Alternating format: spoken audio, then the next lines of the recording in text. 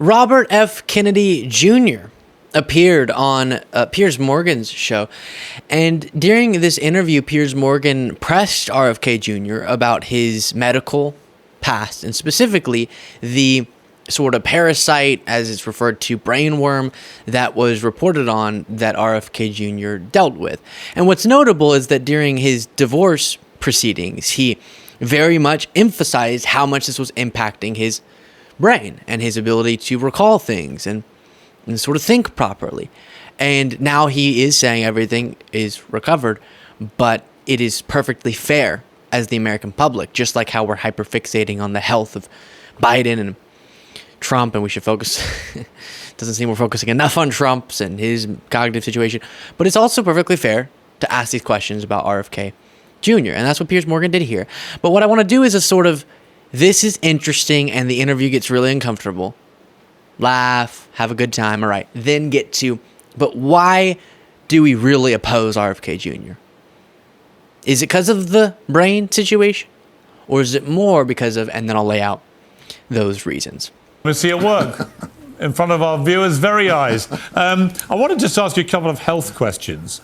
One is you got everyone going with this extraordinary revelation about the worm in your brain. Did you expect the reaction that you got to that? And what is the lasting consequence of that health issue you had? Well, first of all, Piers, are you under the impression that I announced that to the world?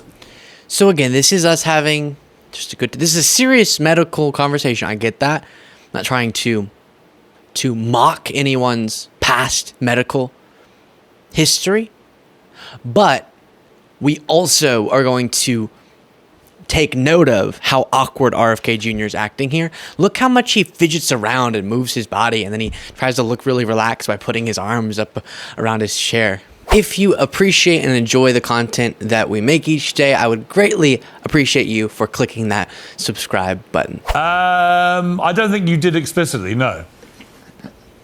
No, I didn't. It was a short discussion in a deposition almost 15 years ago in my divorce. And the New York Times dug that up and, made it, announced it as if it was recent news. It was it was something I discovered. It's interesting. It had no impact on my cognitive capacity. I did have at that time, I was having brain fog, and I was having some memory and word retrieval issues that I noticed. Nobody else noticed them.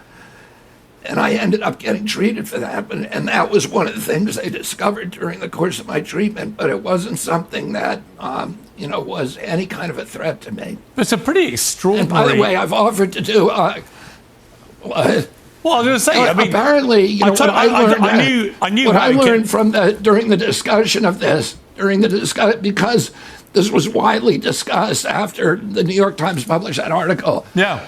I learned during that discussion that 1 billion people in the world have that particular parasite. Really? So, it's very, very widespread. Yeah, it's very widespread. I think I got it. What my doctor said is there were 2 places that I could have gotten it. One was in India, where I had traveled extensively.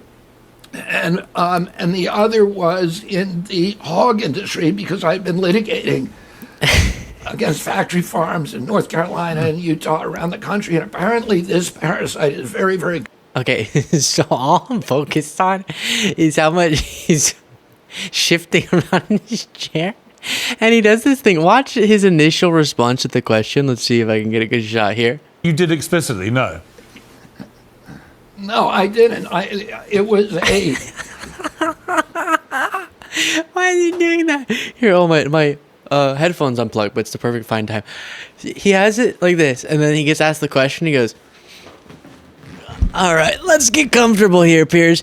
Yeah, I had a brainworm, but it's nothing for you to worry about.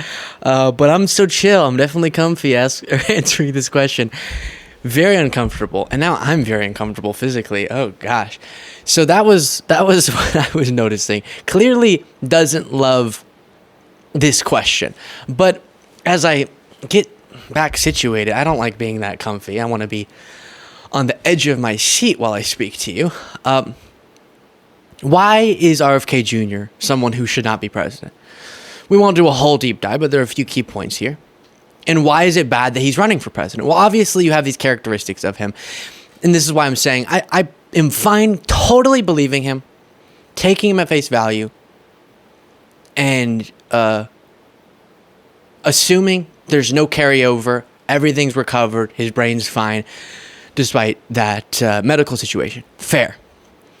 The reasons we oppose him is because of course, the conspiracy theories about censorship, the deep state, whatever that connects to this anti-science, anti-vaccine nonsense that we hear from him. One thing that we don't talk as much about, but really bothers me, is his incoherent policy stances when he gets asked about questions that aren't these very narrow issues that he's obsessed with, like the deep state related things. And it's just a mainstream policy conversation. He really struggles to exactly explain where he stands, what he'd do as president. And sometimes he'll even overtly say, he tries to allude to the idea that's not really my focus on major issues.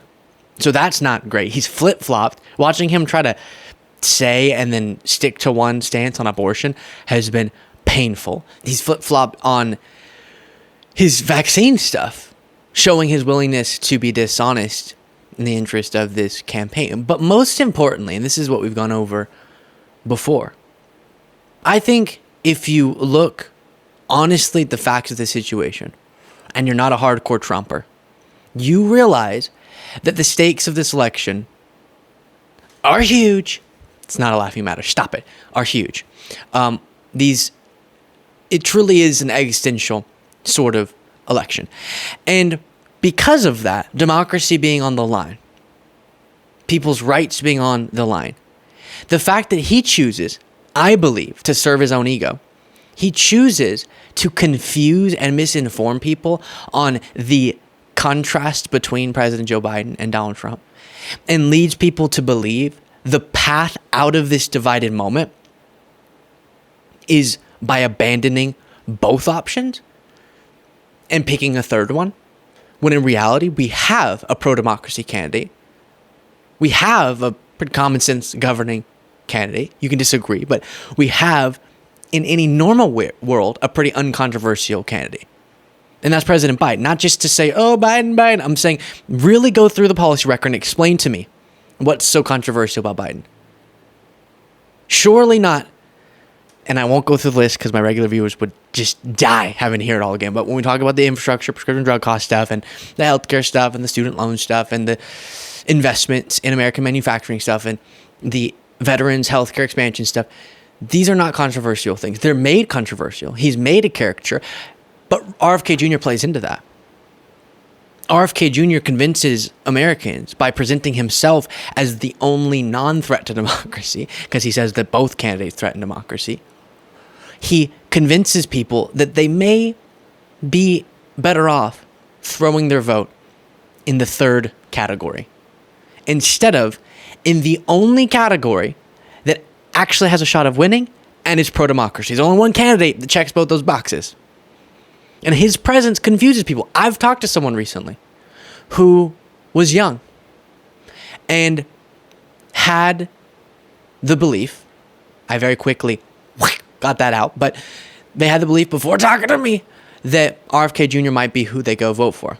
Because they've seen him in TikTok videos, they've seen him on podcasts, and he seems like he wants to unite the country.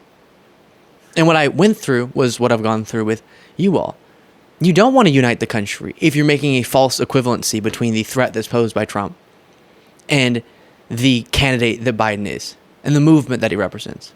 And we can unite moderate Republicans, anyone who's pro-Constitution, pro-democracy. We can unite, baby. When do we get to do this? When do we get to set aside all of these really important policy conversations in the interest of uniting as Americans around our common dedication to the continuation of our democratic republic? That's a moment where presumably so many Americans could come together on that. But what's preventing a bunch of Americans that I know are out there who do want to see the continuation of our democracy? Well, they don't know that that's the stakes.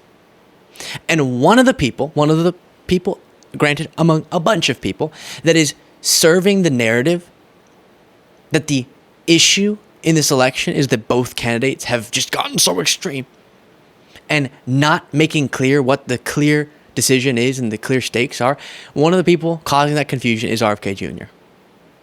Fueling that division by fueling a misperception about what either candidate stands for. And so that's one of the reasons that I think we should oppose him as well.